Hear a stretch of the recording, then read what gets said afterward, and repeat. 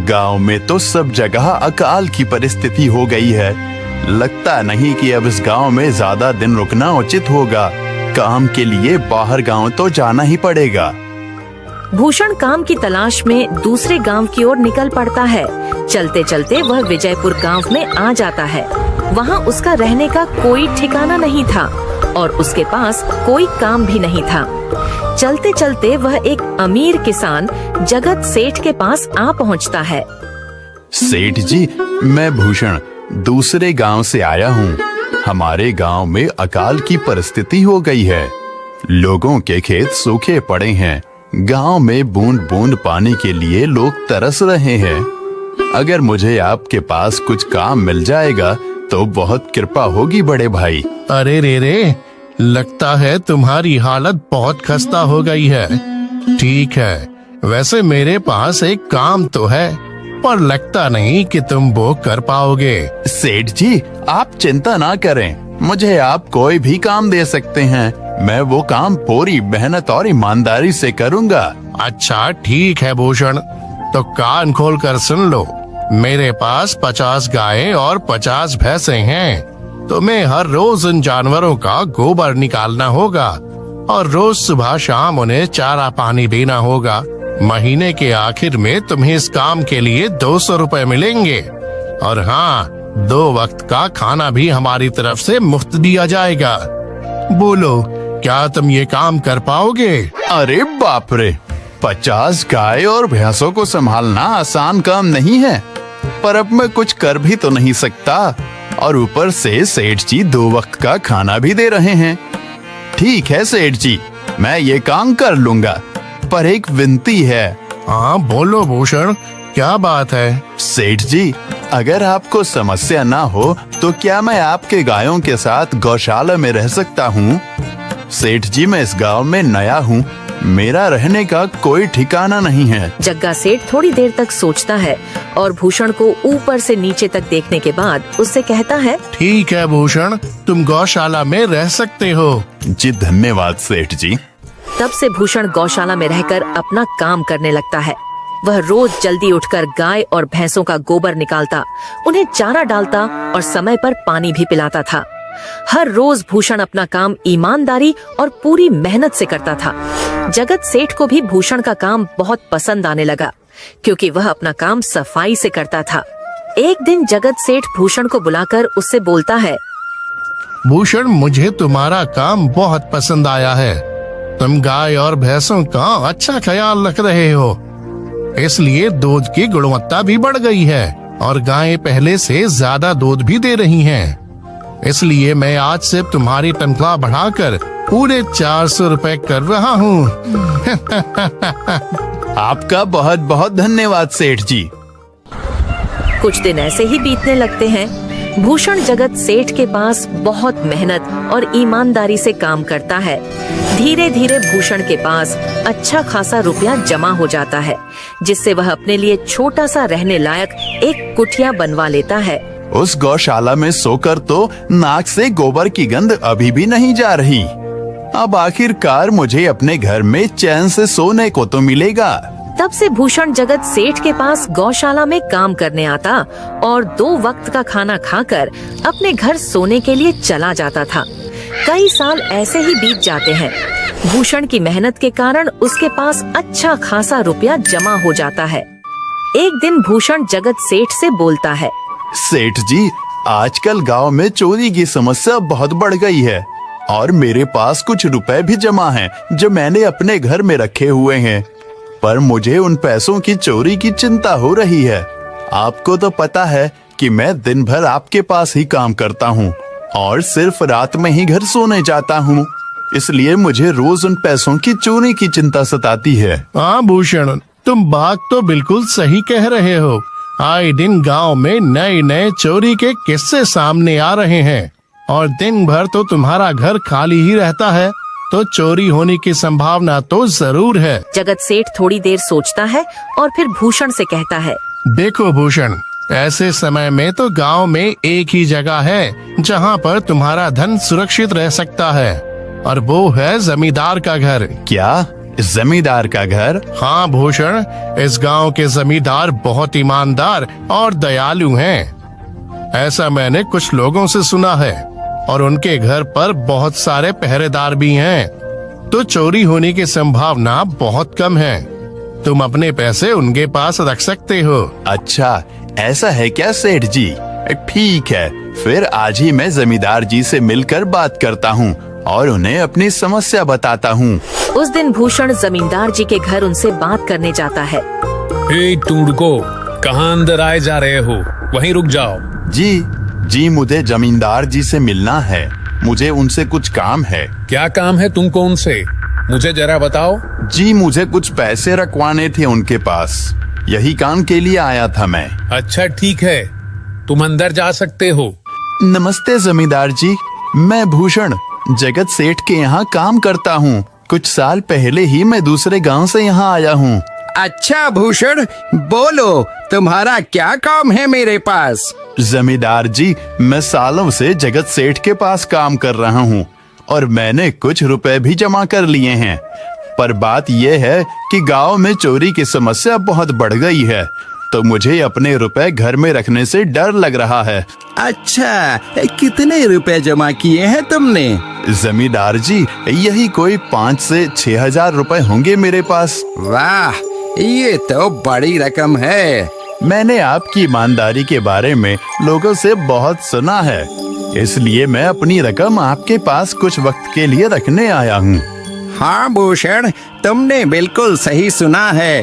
तुम्हारी रकम मेरे पास पूरी तरह से सुरक्षित रहेगी। तुम अब चिंता ही छोड़ दो, मैं सब देख लूंगा। भूषण अपने पैसों की थैली जमींदार को दे देता है। ये पूरे 5,800 रुपए हैं, आप गिनकर देख लीजिए। गिनने की क्या जरूरत है? तुम तो जगत सेठ के आदमी हो, मुझे तुम पर पूरा विश्वास है। जमींदार जी, आपका बहुत बहुत धन्यवाद। अब मुझे चोरों का कोई डर नहीं है, क्योंकि मेरे पैसे सुरक्षित हाथों में हैं। अरे भूषण, कोई बात नहीं, धन्यवाद तो मुझे बोलना चाहिए, जो तुम मेरे पास आए अपने रुपए रखने के लिए। भूषण अपने पैसे जमींदार को देकर अपने घर चला जाता है।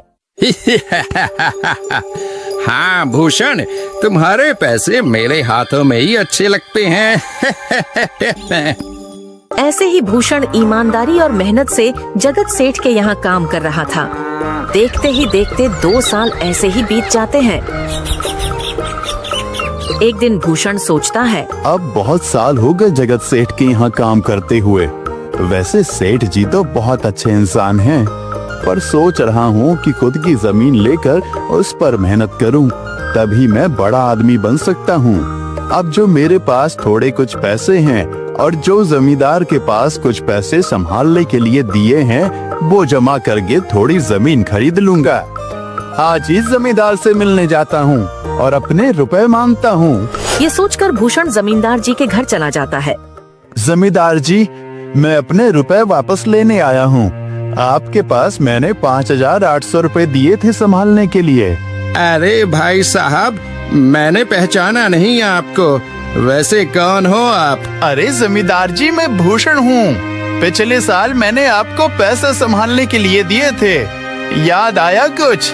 अरे भाई साहब, मेरे पास कितने सारे लोग आते जाते हैं पैसे रखने के लिए, और सभी के साथ मेरा अच्छा व्यवहार होता है।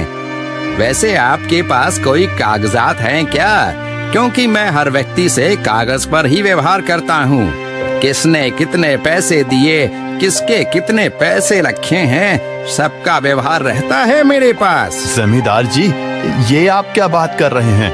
आपकी ईमानदारी देखकर ही मैंने आपको पैसे दिए थे संभालने के लिए, और आप अब ऐसी बातें कर रहे हैं।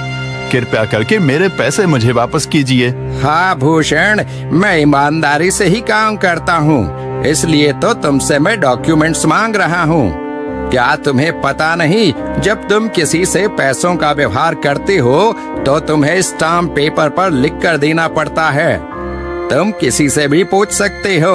नहीं जमींदार जी, मैं आपके पैर पड़ता हूँ, कृपया करके मेरे रुपए मुझे दे दीजिए। बड़ी मेहनत से मैंने वो पैसे जमा किए थे, मुझ पर ऐसा अन्याय ना करें। अरे क्या ये झूठ मूठ का रोना धोना लगाया है?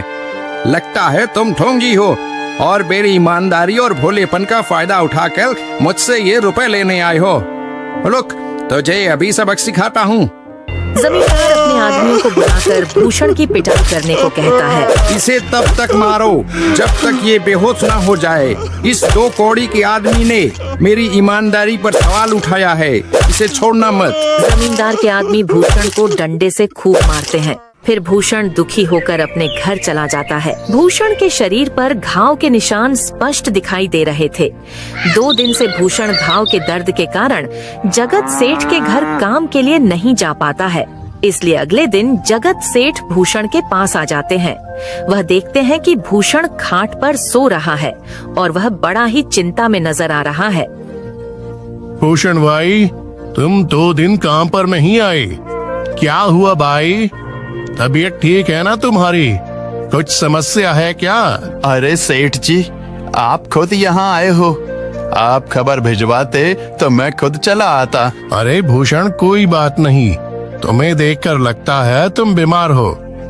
क्या हुआ है तुम्हें? जगत सेठ, क्या बताऊं, जिस जमींदार के पास पिछले साल मैंने अपने पैसे संभालने को दिए थे, वो आज मुझे पैसे वापस नहीं करना चाहता। वो बहुत लालची इंसान है, वो लोगों को ठग रहा है। और जब मैंने बाद में गिड़गिड़ाना शुरू किया तो उसने डंडे से मार मार कर मेरी पिटाई करवा दी और मुझे वहां से धक्के मार कर निकाल दिया। अरे बाप रे, ये तो बड़ा ही गंभीर विषय है। मैंने तो जमींदार के बारे में अच्छा ही सुना था, पर मुझे भी नहीं पता था कि वो इंसान इतना गिरा हुआ है। तभी मैं सोचूं, हर साल उसकी संपत्ति इतनी ज्यादा कैसे बढ़ रही है।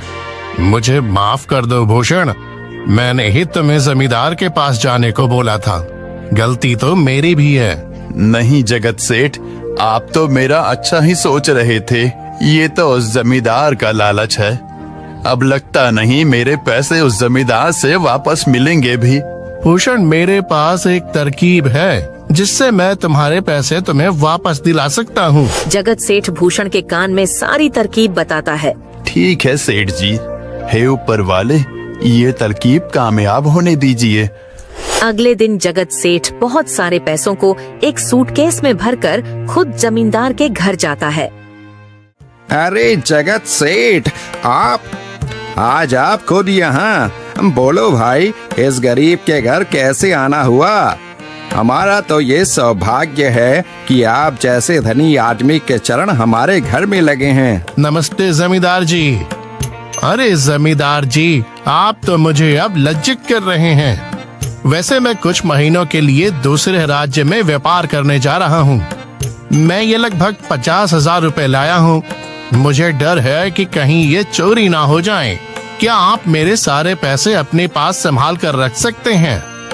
आपके सिवाय इस गांव में और किसी पर भरोसा नहीं कर सकता। अरे जगत सेठ, ये भी कोई पूछने की बात है? मेरे पास आपके पैसे बिल्कुल सुरक्षित रहेंगे। आप निश्चित होकर व्यापार करने जा सकते हैं। इस बार तो बड़ी मछली हाथ लगी है। बार बार ऐसा मौका नहीं मिलता। भारी माल हाथ में लगने वाला है। तभी वहाँ पर भूषण आ जाता है। अरे भूषण, तुम? अच्छा हुआ तुम आ गए। मैं तुम्हारे पास ही आने वाला था। मुझे माफ करना, उस दिन तुम्हें पहचान नहीं पाया। इतने सारे लोग मेरे पास आते हैं तो जरा परेशानी होती है, पर मैं अपनी बातों का बड़ा पक्का हूँ। हाँ रुको, मैं तुम्हारे सारे पैसे अभी देता हूँ। जमींदार भूषण के सारे पैसे उसे लौटा देता है। माफ करना भूषण, मेरे आदमियों ने तुम्हारे साथ उस दिन बदतमीजी की। मैं आज ही उनको काम से निकालता हूँ। भूषण बिना कुछ बोले वहाँ से चला जाता है। अरे क्या बात है जमींदार जी, आप तो अपने बातों के बहुत पक्के हैं। तो ठीक है, मैं अपने सारे पैसे आपके पास रख सकता हूँ। जगत सेठ इतना बोल ही रहा था कि तभी वहाँ जगत सेठ का नौकर आ जाता है। मालिक, अब आपको बाहर के राज्य में जाने की कोई जरूरत नहीं है। अभी अभी व्यापारियों का संदेश आया है और उसने कहा कि वो खुद हमारे गांव आ रहे हैं। अरे ये तो बहुत बढ़िया बात हुई। अब मुझे इतनी दूर नहीं जाना पड़ेगा। सुन रहे हो जमींदार जी, व्यापारी यहाँ आ रहे हैं। अब मुझे नहीं लगता कि ये पैसे आपके पास रखने का कोई मतलब होगा। चलो, आपका बहुत बहुत धन्यवाद। आपने इतनी ईमानदारी दिखाई मुझे।